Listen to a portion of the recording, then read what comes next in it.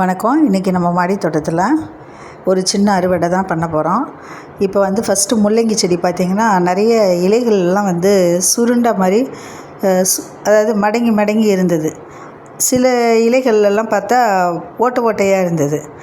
அப்போது நம்ம ஒவ்வொரு இலைகள்லேயும் நம்ம என்ன இருக்குது பின்னால் அப்படின்னு பார்க்கணும். அதாவது பூச்சி தாக்குதல் இருக்குதான்னு பார்க்கணும். அப்போது நம்ம அதை திருப்பி பார்க்கும்போது, ஏன்னா முள்ளங்கி நல்லா வந்துக்கிட்டு இருக்குது.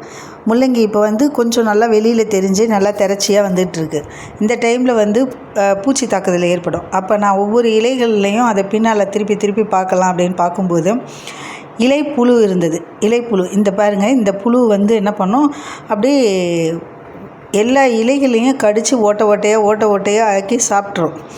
அப்போ எல்லா இலைகளும் அதனோட முள்ளங்கியோட வளர்ச்சி தடைப்படும்.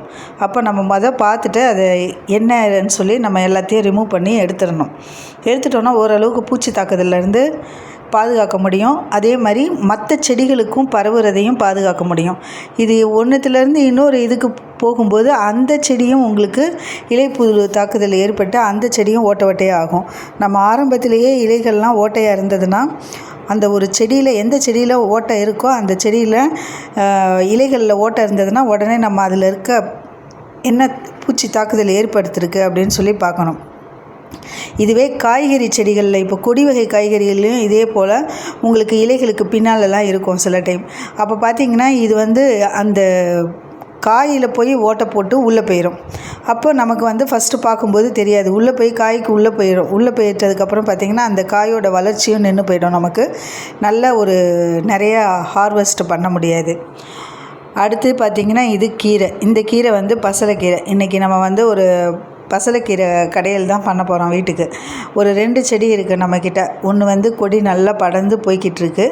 இன்னொன்றில் இப்போ தான் ஒரு 2-3 அடி வரைக்கும் வளர்ந்துருக்கு. அதுலேயும் பார்த்திங்கன்னா சில இலைகள்லாம் வெள்ளையாக இருந்தது. அதையெல்லாம் நம்ம அதாவது கீழே இருந்து வர இலைகள் பெரிய பெரிய இலைகளாக இருந்ததுன்னா மேலே அதனோட வளர்ச்சி தடைப்படும். அதனால் இலைகள் எல்லாத்தையும் நம்ம என்ன பண்ணணும், கீழே பெரிய பெரிய இலைகள்லாம் இருந்ததுன்னா அதை கட் பண்ணி எடுக்கணும். இந்த வெள்ளை அரளி செடி நம்ம வச்சு ரொம்ப வருஷம், 1 வருஷத்துக்கு மேலேயே ஆகுது. ஆனால் அதில் பூக்கள் இன்னும் வந்துக்கிட்டே இருக்குது. ஆனால் சின்னதாக இருக்குது. இதுக்கு காரணம் நம்ம அந்த செடியை கவாத்து பண்ணணும். இது நமக்கு தானாக கம்போஸ்ட்டில் முளைச்ச தக்காளி செடி. நம்ம வேஸ்ட்டு போடுறோம் இல்லையா, அந்த கம்போஸ்ட்டிலேருந்து முளைச்ச தக்காளி செடி. இதுவும் நமக்கு ஓரளவுக்கு நல்ல ஈல்டு கொடுக்குது. ஈல்டு கொடுத்து முடித்ததுக்கப்புறம் இந்த செடியை நம்ம அந்த தொட்டியிலேருந்து எடுத்துடணும்.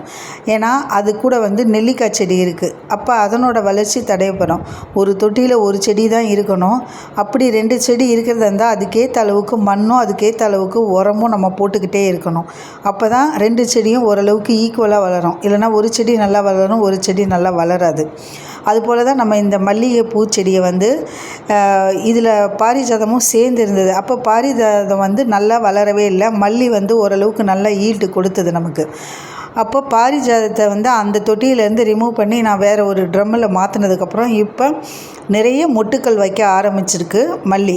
ரோஸ் செடியிலையும் பார்த்திங்கன்னா நிறைய பக்க கிளைகள் பெரிய பெரிய கிளைகளாக இருக்குது. அதை எல்லாத்தையும் நம்ம கவாத்து பண்ணி விடணும். ஒரு செடியை நம்ம எந்த அளவுக்கு நம்ம கவாத்து பண்ணிடுறோமோ நமக்கு அந்த அளவுக்கு ஈல்டு கிடைக்கும். இன்றைக்கி ஒரு சின்ன அறுவடை பண்ணியிருக்கோம்.